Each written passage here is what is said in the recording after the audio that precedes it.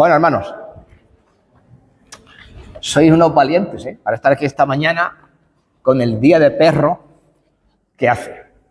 Pero bueno, estamos aquí, ¿no?, para oír la palabra del Señor.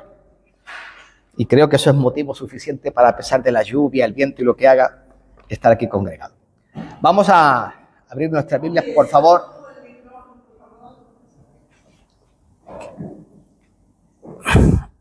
Sí, no lo había. Ahora sí, ¿no? ¿Me escucha, mamá Loli? Vale. Bueno, vamos a leer, por favor, abrir la epístola a Santiago, capítulo 3, versículo del 13, 14, bueno, del 13 al 18. ¿Perdón? Santiago 3, del 13 al 18.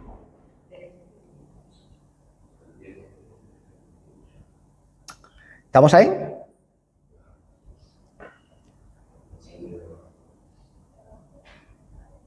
¿Ya? Bueno, dice la palabra del Señor así: ¿quién es sabio y entendido entre vosotros? Muestre por la buena conducta sus obras en sabia mansedumbre.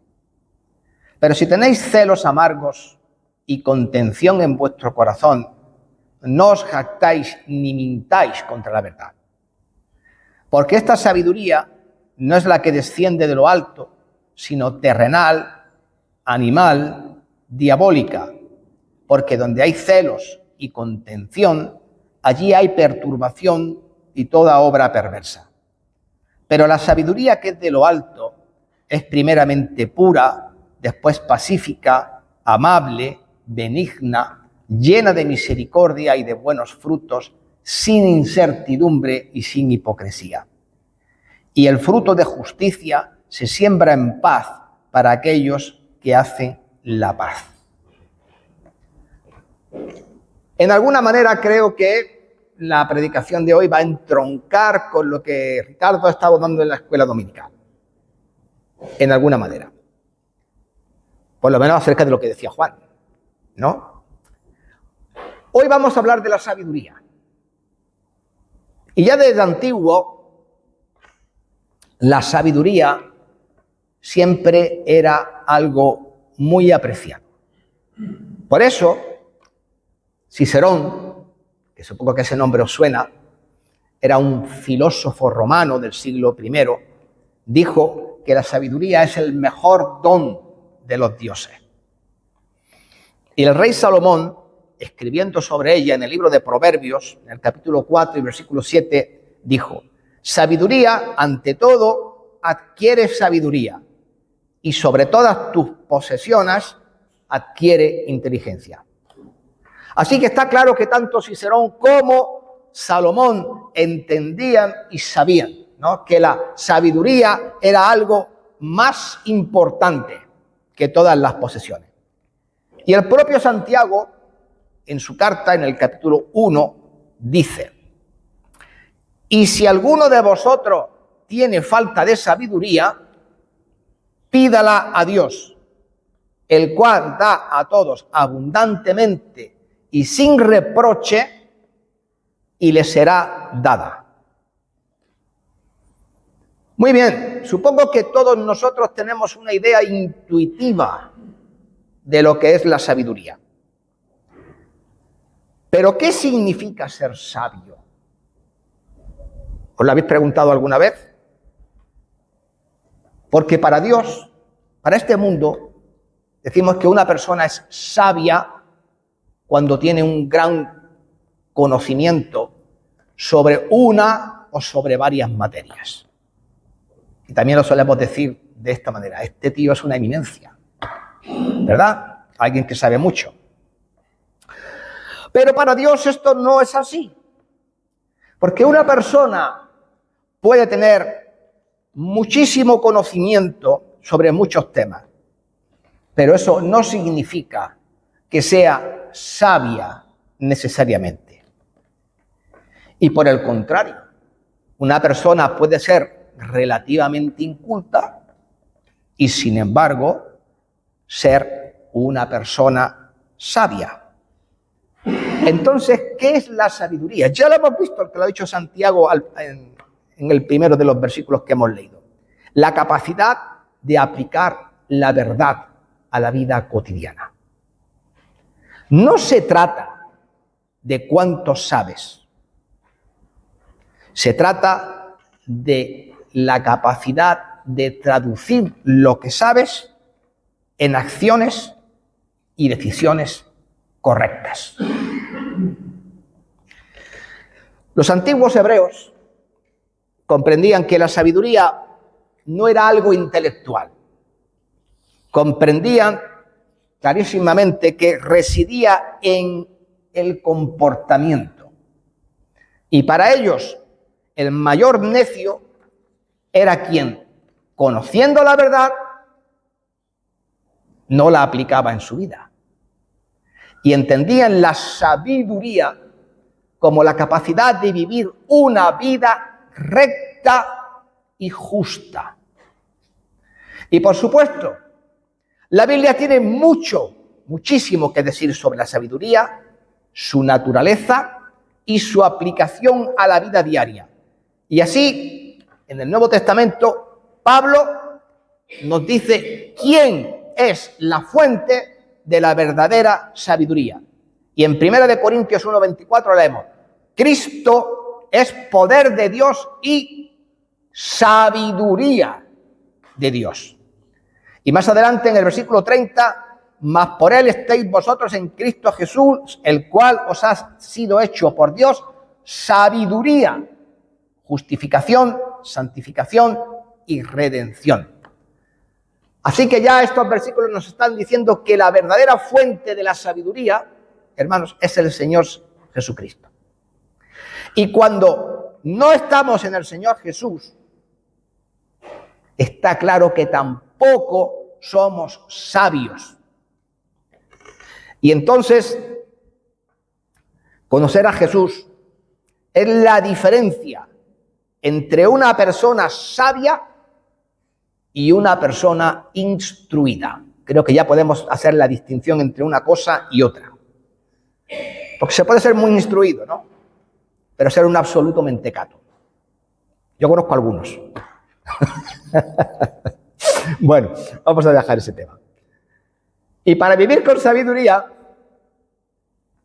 uno debe ver la vida tal como es y a los demás tal como son. Y luego responder a la vida con una mente que confía en la sabiduría de Dios para poder tomar las decisiones correctas cuando se necesita. Y en todos estos versículos, lo que Santiago nos está diciendo es que una persona sabia, cuando una persona es sabia, es prueba ineludible de su fe en Jesús. En el versículo 13, Santiago pregunta: ¿quién es sabio y entendido entre vosotros? ¿Cómo se dice sabio en griego? Lo conocéis, sí, si conocéis esa palabra, porque es un nombre de mujer. La reina, esposa de Juan Carlos, se llama Sofía. Sofía es sabiduría. Sofía es la palabra griega para sabiduría. ¿Queréis ponerle un nombre bonito a una niña? Sofía. Bueno, Sofía, Sofos, significa alguien que es hábil, alguien que es experto. Pero no solamente esto, porque en el contexto, ¿no?, de los versículos que estamos viendo, se refiere a una persona cuya vida se rige por la piedad, la integridad y la reverencia o el respeto a Dios. Y lo pone en práctica en su vida cotidiana. Eso se está viendo ahí. Y cuando dice que quién es sabio, y luego dice entendido, esta palabra entendido, epistemón, Se refiere a alguien que tiene un conocimiento profundo. Entonces, voy a reformular la pregunta que hace Santiago, ¿no?, con la definición de las palabras, que creo que aquí se va a entender muy bien lo que Santiago está diciendo. ¿Quién de vosotros es íntegro, reverente, piadoso ante Dios y tiene un conocimiento profundo de Él? Ahora se entiende muchísimo mejor lo que Santiago está diciendo, ¿verdad? Entonces Santiago responde a la pregunta él mismo, ¿no?, diciendo que el hombre sabio muestre por la buena conducta sus obras en sabia mansedumbre. Por lo tanto, quien posee la verdadera sabiduría lo demuestra mediante una vida recta, buenas obras, hermanos, y humildad de espíritu. La verdadera sabiduría, hermanos, no es saber, se demuestra en la forma de vivir, se demuestra en nuestras palabras, se demuestra en lo que hacemos, en lo que decimos, en lo que hacemos, y es una prueba evidente de nuestra salvación. Ahora bien, según la palabra de Dios, como vamos a ver ahora, ¿cuántos tipos de sabiduría hay? Básicamente 2. ¿Vale? Vamos a llamarla, porque el apóstol Pablo dice, sabiduría de lo alto. ¿A qué os suena? A sabiduría celestial, a la sabiduría que viene de Dios. Y luego dice, la sabiduría, ¿no?, de este mundo, ¿no?, la sabiduría humana. Entonces, la pregunta es, ¿qué tipo de sabiduría estamos demostrando en nuestra vida? Porque según el tipo de sabiduría que estemos manifestando, eso también indica que estamos manifestando a Cristo en nuestra vida o no. Así que vamos a comenzar por hablar de la sabiduría humana. Está en los versículos 14 y 16. Y dice así, pero si tenéis celos amargos y contención en vuestro corazón, no os jactéis ni mintáis contra la verdad, porque esta sabiduría no es la que desciende de lo alto, sino terrenal, animal, diabólica, porque donde hay celos y contención, allí hay perturbación y toda obra perversa. Así que este primer tipo, que no es de lo alto, vamos a llamarla la sabiduría humana. Y ya con lo que hemos leído nos estamos dando cuenta que no es nada atractivo lo que está describiendo Santiago. Pero estas mismas cosas son las que vemos constantemente en la gente del mundo. Y mucha gente que anda por ahí creen que son sabios en la manera en que actúan, en su propia opinión, ¿no? Pero lo que demuestran es que no andan en el temor del Señor. Y por lo tanto tampoco tienen la verdadera sabiduría.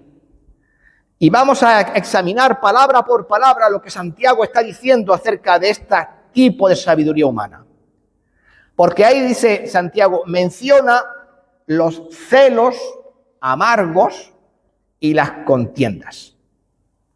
Y vamos a matizar esto un poco, porque la palabra celos en griego se dice exactamente igual, pero con Z. Celos. Así. Entonces, ¿y cómo se traduce esto? Significa celos, es una palabra muy curiosa, porque significa un fuego que arde. ¿Qué? Se te has quedado con cara extraño. Ahora lo vas a entender. Calma, un momento. Un fuego que arde. Eso significa... me he perdido. Aquí. Pero en sentido desfavorable. Porque un fuego te da calorcito, ayuda para cocinar y para hacer cosas buenas, pero algo para destruir. Algo que quema. Algo que te consume. También lo podríamos traducir como malicia, como envidia o como una persona contenciosa. ¿Sabéis que una persona contenciosa? Peleona.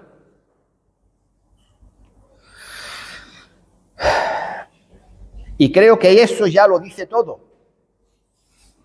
Este tipo de personas arden por lo que otros son o por lo que otros tienen. Se sienten molestos, ¿no? Si alguien es más que ellos. Y si pueden socavar su posición y arrebatarles lo que ellos tienen, pues encantados de la vida, porque a ellos les encantaría poder tenerlo. En definitiva, ¿de qué estoy hablando? De una persona envidiosa. Porque la persona que es así no siente amor ni respeto por quien envidia. Y como dijo cierto escritor, porque estas cosas también pasan en la iglesia, dice, en la iglesia este tipo de persona podría orar con sinceridad diciendo, Señor, preferiría que tu obra no se hiciera a que la hiciera alguien mejor que yo. ¿Eso qué es?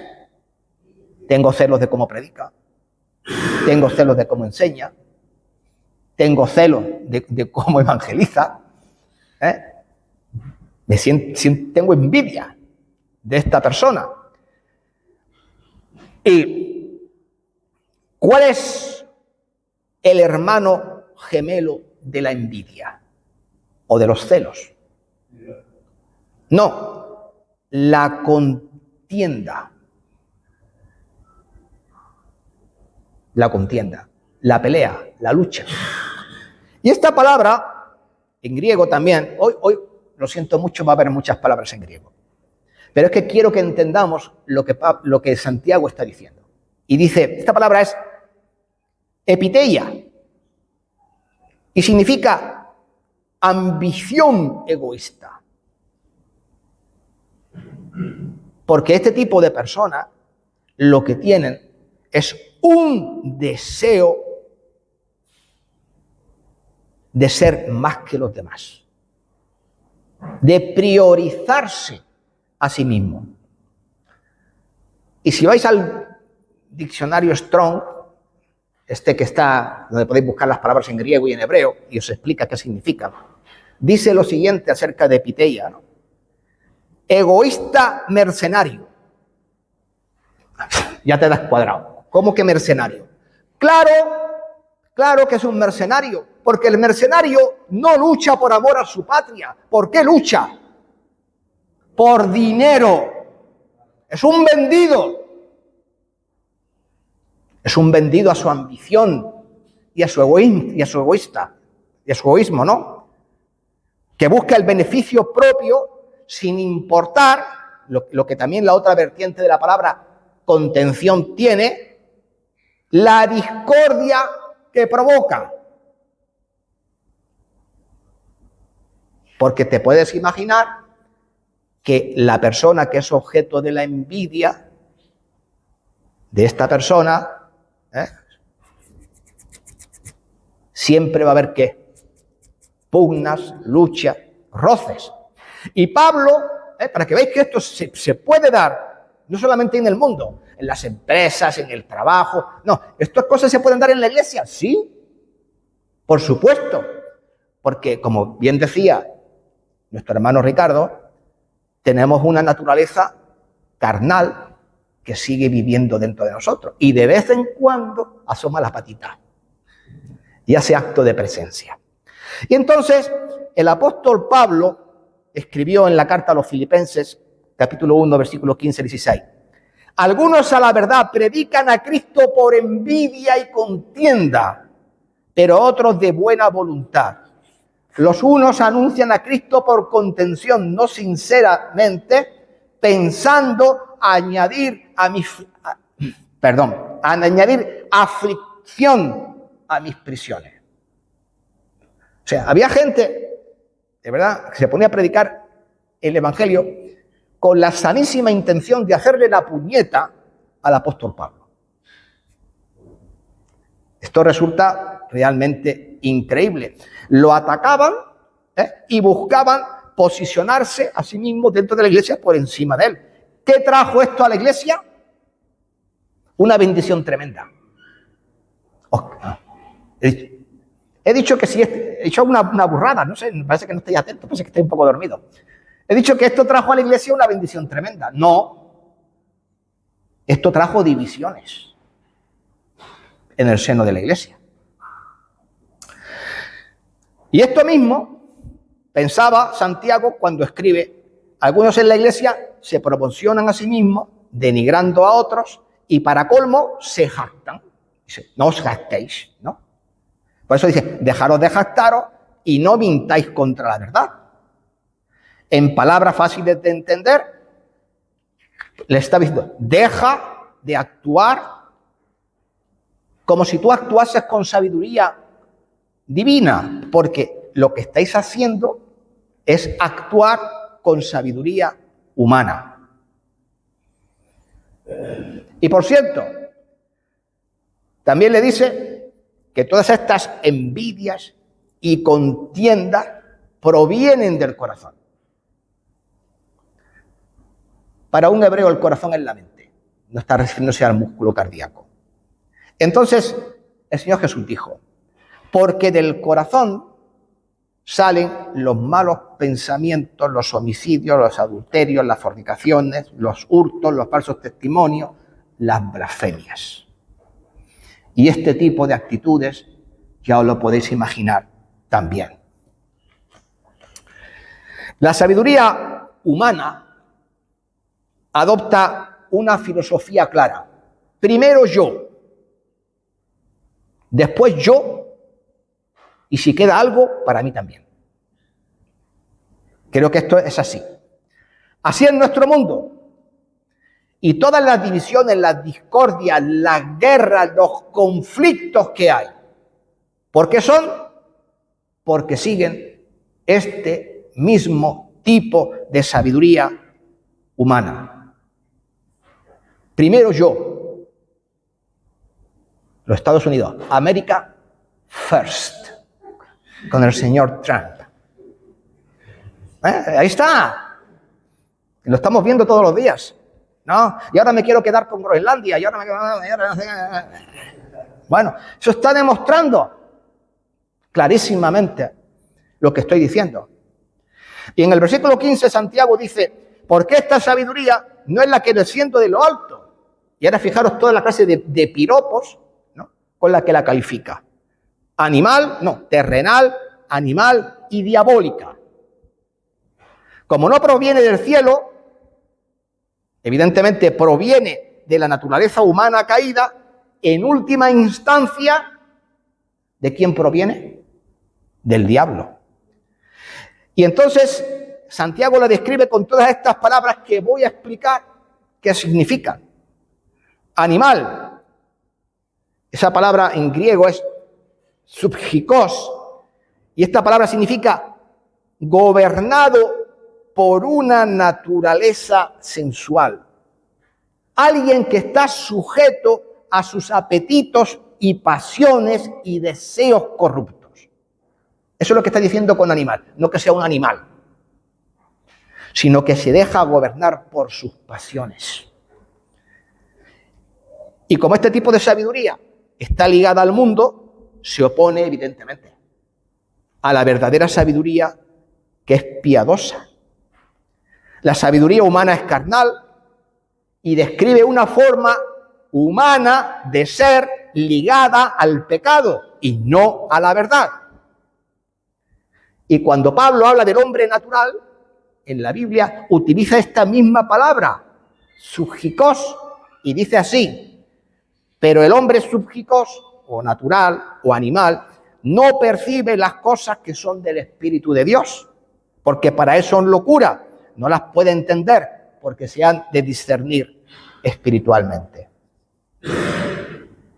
Y no solo esto, dice, esta sabiduría también la llama Santiago diabólica.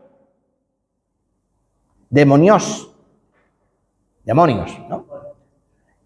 Que se asemeja a los demonios o que procede de ellos. Eso es lo que significa esa palabra. Porque todo lo que viene de nuestra vieja naturaleza, todo lo que es animal, hermano, viene de ahí. Entonces, nunca debemos dejar que nadie nos convenza de que este tipo de conducta es la correcta, porque es la que hay en el mundo. Este mundo te dice, no, lo que tú recibes es lo que tú le tienes que dar a los demás. ¿Sabéis lo que me decía a mí mi padre?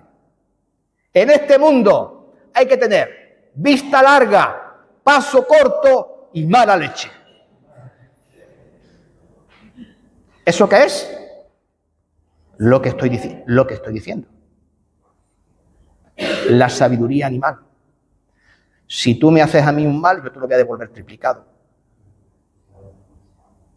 Y este mundo se convierte pues como en la ley de la selva. A ver quién es el que más puede. Y luego dice el versículo 16, porque donde hay celos y contención, allí hay perturbación y toda obra perversa. ¿Qué es lo que está diciendo? Que donde haya envidia y esta ambición egoísta, también hay perturbación, inestabilidad, desorden, falta de paz. Y por consiguiente, ¿qué es lo que hay? Toda obra mala. Este tipo de sabiduría, ¿qué es lo que causa? Problemas. ¿En dónde? En las relaciones entre las personas, en las relaciones entre las familias, dentro de la iglesia y aún en la política internacional, pues ya lo estamos viendo todos los días. Y no debemos permitir que este tipo de sabiduría guíe nuestra vida. En contrapartida y en oposición a esta está la sabiduría celestial. Versículos 17 y 18, y dice así Santiago.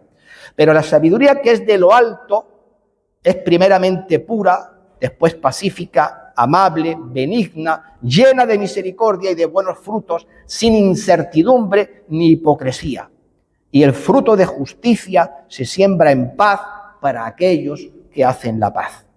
Entonces, tras describir ahí toda la insensatez de la sabiduría humana, ahora Santiago centra su atención, ¿no?, en la sabiduría que viene del cielo.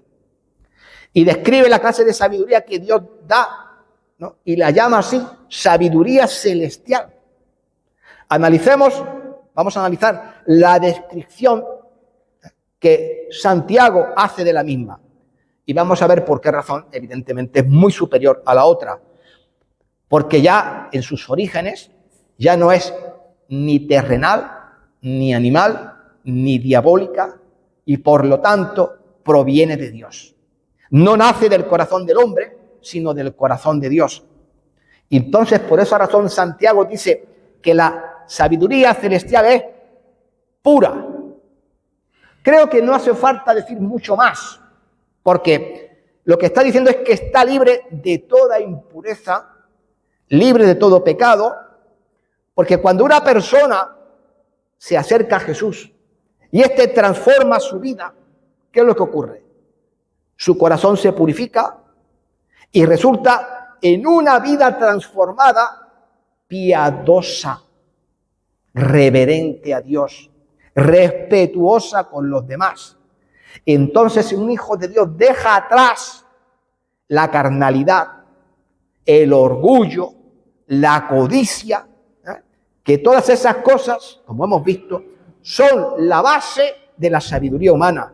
Y si reviste, por el contrario, de piedad y de santidad, lo que resulta en una vida en comunión con Dios. Si la otra dice que termina en contienda, ¿recordáis? Celos y contiendas. Esta dice que es pacífica. En otras palabras, que se opone a las luchas, que se opone a la contienda. Esto para nada significa que siempre se someta al mal para evitar el conflicto. Porque hay momentos para alejarse de una contienda, como os podréis imaginar, y otros para donde se tiene que adoptar una postura firme. De lo que Santiago está hablando es de tener un espíritu pacífico. Y lo que está hablando es de una persona que se niega a ser arrastrada hacia una contienda insensata. Porque, ¿sabéis qué personas? Yo conozco algunas a las que no les puedes llevar la contraria. En el momento que les lleva la contraria, la conversación va increciendo, subiendo de tono y a saber cómo termina. No, a veces termina en bofetada, en insultos, vaya usted a saber en qué. Vaya usted a saber en qué. Vaya usted a saber. Porque es lo mismo, el otro reacciona con la sabiduría humana y el otro, no, pues claro, evidentemente, ¿qué es lo que hace uno? Pues no buscar este tipo de situaciones. Por eso la palabra de Dios nos dice en Romanos 12:18, si es posible, en cuanto dependa de vosotros, estad en paz con todos los hombres. Si ya sabes que vas a discutir con una persona así, mejor no discutas. No entres en temas polémicos, porque vas a salir escaldado, ¿no? Pero evidentemente, esto no quiere decir que siempre vamos a evitar las cosas. Porque algunas veces también hay que posicionarse firmemente, especialmente cuando uno está defendiendo la palabra de Dios. Porque ahí, me digan lo que me digan, yo no me pienso mover de mi sitio. Eso sí, no voy a caer en el insulto, no voy a caer en la descalificación. Yo defenderé lo que tenga que defender, como dijo Pablo en Efesios 4:3. Solícitos en guardar la unidad del espíritu en el vínculo de la paz. Trataré de hacerlo mansamente. Luego dice también que la sabiduría de Dios es amable, epiekes, significa gentil, apacible, afable. ¿Vale? Y con esto estoy diciendo que muchas veces la sabiduría de Dios nos hace renunciar a nuestros derechos por el bien de los demás.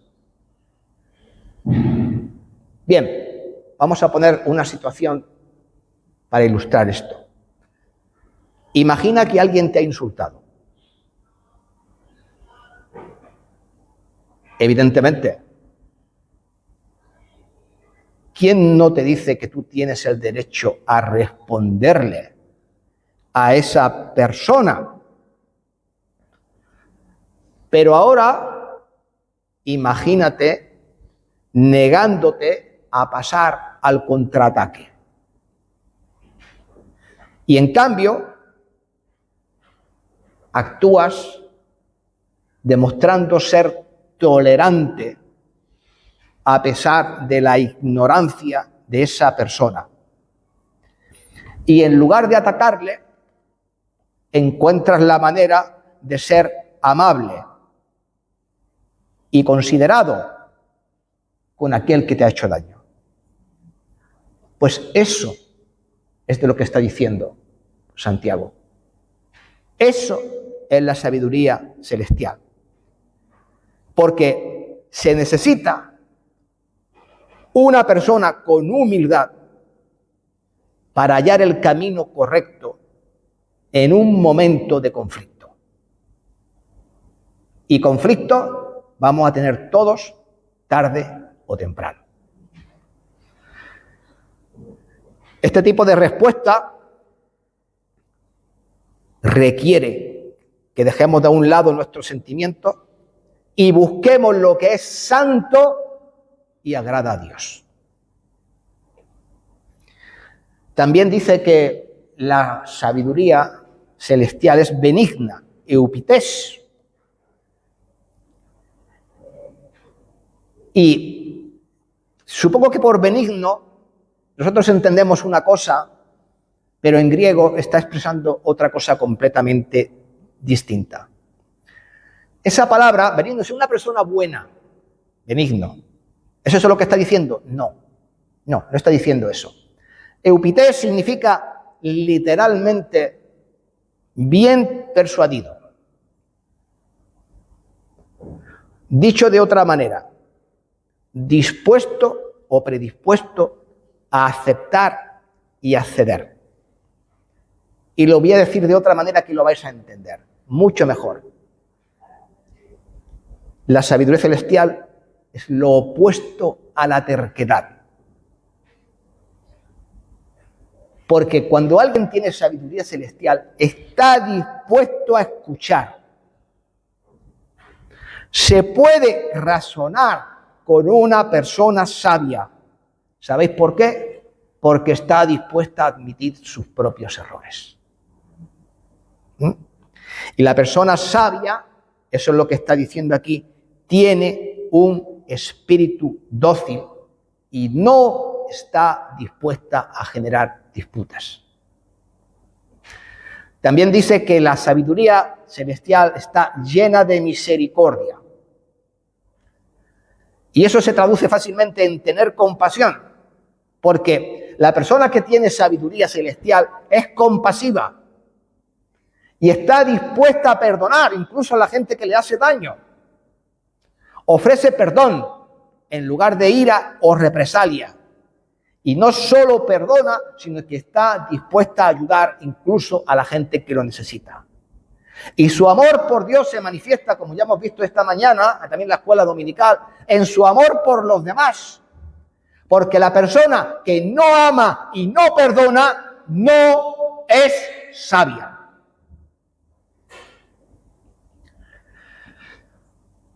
Y aunque tenga un amplio conocimiento bíblico y pueda ofrecer consejos, pero si no muestra misericordia ni compasión, pues no es sabia en absoluto. También dice que la sabiduría celestial está llena de buenos frutos. ¿Qué está diciendo? Está llena de buenas obras. Una persona que es sabia, ya lo he dicho al principio, la sabiduría es la capacidad de ¿qué? De aplicar decisiones correctas a la vida diaria, conforme Dios quiere. Entonces, ¿eso qué va a producir? Buenas obras. La persona que tiene buenos frutos va a demostrar en su vida, no los frutos en singular, el fruto del Espíritu. Gálatas 5, 22, 23. ¿Cuáles frutos son esos? Amor, gozo, paz, benignidad, bondad, fe, mansedumbre, templanza. La palabra de Dios dice que contra tales cosas no hay ley.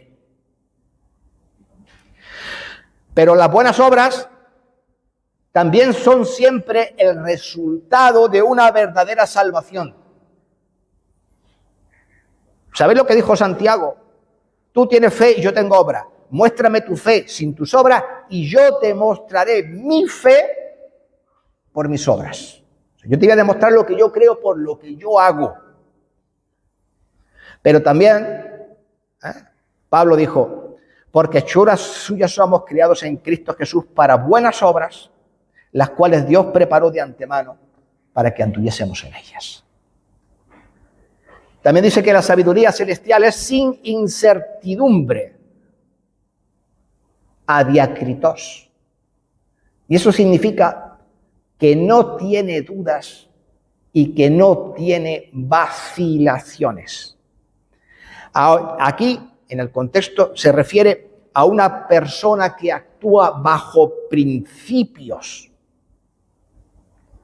que trata a todos por igual, sin favoritismo, porque la verdadera sabiduría no permite que la raza ni el estatus social, ni si fui a la universidad o si no fui a la universidad, determine cómo tengo que tratar a esa persona. Y luego, por último, dice que la sabiduría celestial es sin hipocresía. Sin hipocresía. Porque eso es sinónimo de ser sincero. ¿Verdad? Es sinónimo de ser una persona auténtica, real, sin doblez ninguno. Porque una sabiduría celestial, la persona que tiene sabiduría, no finge ser algo distinto. ¿Sabéis por qué se llama la hipocresía hipocresía? Hipocresía es la palabra griega que significa hipo, debajo de karatos, máscara. Entonces los actores griegos, en la Grecia antigua, cuando querían manifestar alegría en el escenario, se ponían una máscara, ¿no?, sonriente. Que querían manifestar tristeza, se ponían una máscara con la expresión triste. Por eso en el teatro siempre se representa como dos máscaras, una alegre y otra triste, no sé si lo habéis visto. Que querían poner admiración, pues lógicamente se ponían la máscara, ¿no?, así con las cejas subidas, los ojos bien abiertos, ¿no?, o de sorpresa, admiración en ese momento. Entonces, claro, el actor es el actor, pero el actor estaba manifestando alegría, pues lo mismo no. O tristeza, pues lo mismo no.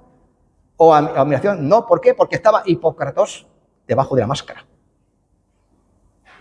O sea, lo que el actor pudiese sentir era algo muy distinto de lo que la máscara manifestaba. Entonces, un hipócrita es una persona enmascarada. Demuestra una cosa, cuando en el fondo de su corazón está manifestando completamente lo contrario, ¿no? Entonces, la sabiduría celestial hace que una persona sea auténtica y no finge ser lo que no es. Y cuando una persona hace eso, demuestra que camina con Dios. Y cuando hace lo contrario, es que camina humanamente, ¿no?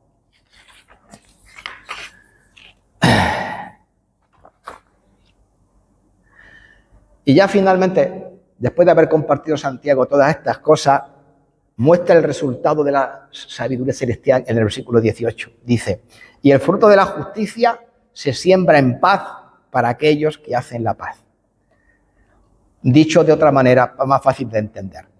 Los pacificadores producen a través de la paz que crean una cosecha de justicia. Cosechan cosas justas en su vida. Porque, hermanos, cuando nosotros caminamos con sabiduría celestial, continuamente estaremos sembrando y cosechando la justicia de Dios donde quiera que vayamos. Seremos pacificadores. Difundiremos el amor de Dios por donde quiera que vayamos y con las personas con las que tratamos. Y tenemos que entender que Jesucristo es el máximo ejemplo de sabiduría celestial. Porque ese es el ejemplo máximo de cómo debemos interactuar con Dios y con los demás. Cuando andamos en sabiduría celestial, andaremos como Jesús. Hablaremos como Jesús. Actuaremos como Jesús. Hermanos, y Dios será glorificado en nuestras vidas. Otros lo verán, serán ayudados por nuestras obras, el evangelio será compartido y el mundo también aprenderá la verdadera naturaleza del cristianismo. Y ya termino. Y claro, tengo que terminar con esta pregunta. ¿Qué tipo de sabiduría es la que hay en tu vida? Vamos a ser sinceros. A veces la una y a veces la otra. ¿Verdad? Bueno.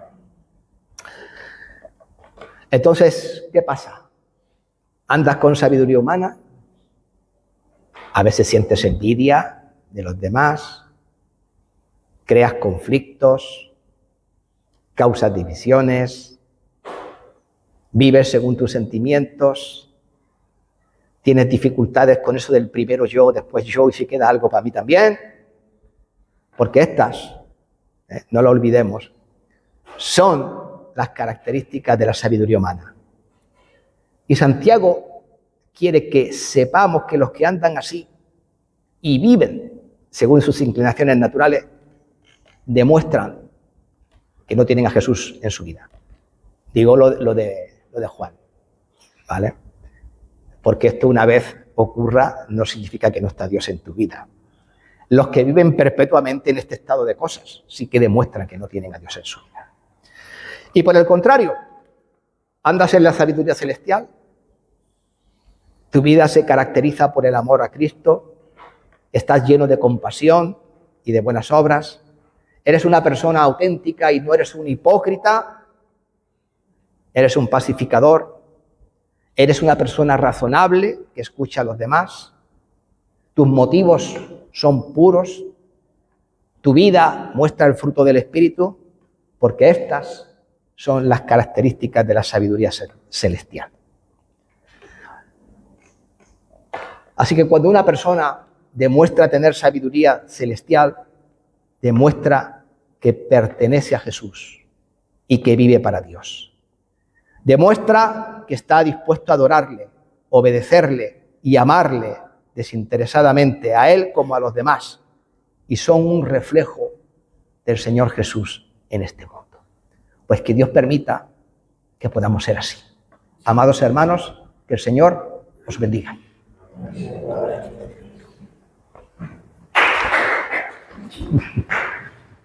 Bueno, gracias por los aplausos. Voy a la cabina porque